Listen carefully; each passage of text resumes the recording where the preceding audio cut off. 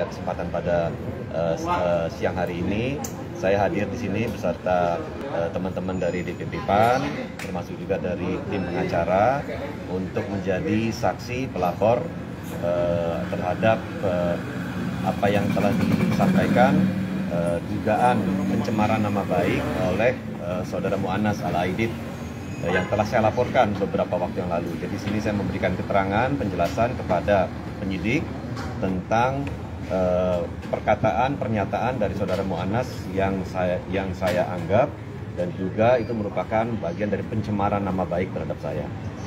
Itu yang diperiksa tadi mulai dari jam 9.30 pagi sampai sekarang hampir 12.15.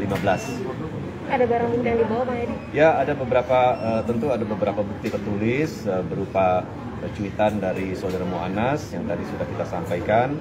Bahkan ada beberapa juga yang disampaikan tadi merupakan cuitan setelah laporan kami buat beberapa waktu yang lalu. Nah, itu juga ada beberapa hal yang kemudian kami memberikan penjelasan apa makna dari cuitan itu terhadap kami dalam konteks pencemaran nama baik tersebut. Itu penjelasan yang kami berikan. Tadi berapa pertanyaan sih Pak yang diajukan penyidik ke? Cukup banyak ya, saya tidak mengingatnya lagi. 14 ya, ada 14 pertanyaan.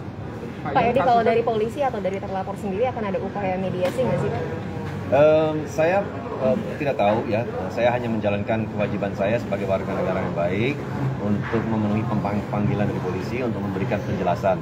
Nah, proses selanjutnya itu nanti saya pikir nanti akan juga dilanjutkan dengan proses mendengarkan masukan dari ahli-ahli ya, ahli-ahli. Setelah itu kemudian apakah kemudian dilanjutkan dari tahap penyidikan dan lain-lain itu saya serahkan sepenuhnya kepada pihak penyidik. Bang, tapi Bang, kalau untuk pribadi Abang sendiri, ini kan Abang juga terlapor ya Bang, dan kasus yang sama pencemaran nama baik ini kan salah satu perkara yang diupayakan menyelesaikan secara justice gitu. Nah, kalau dari Abang sendiri apakah membuka peluang gitu Bang? Berkenan nggak Bang kalau untuk damai? Untuk pencemaran nama baik?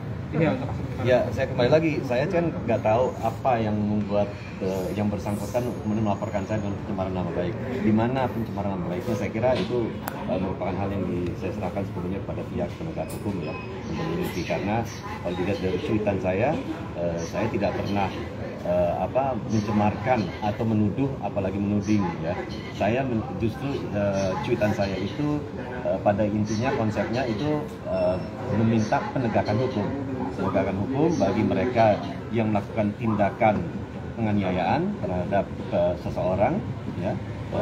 Dan kemudian juga saya minta supaya ada penegakan hukum terhadap mereka-mereka yang menistakan agama. Saya gunakan kata-kata menistakan loh, ya, menistakan agama dan ulama. Jadi saya tidak pernah menggunakan kata-kata penista. Yang menggunakan kata penista itu adalah saudara Mu'annas di dalam cuitannya.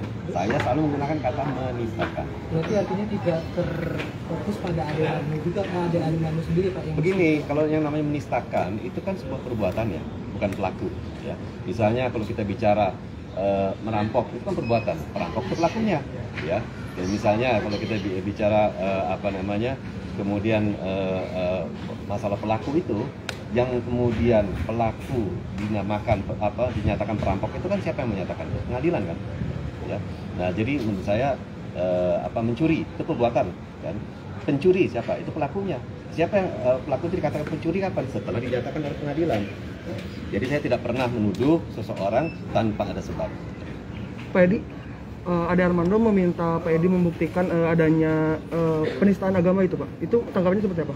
Begini, kalau hal itu diminta oleh saudara Armando, menurut saya mengambil alih tugas dia untuk menjelaskan.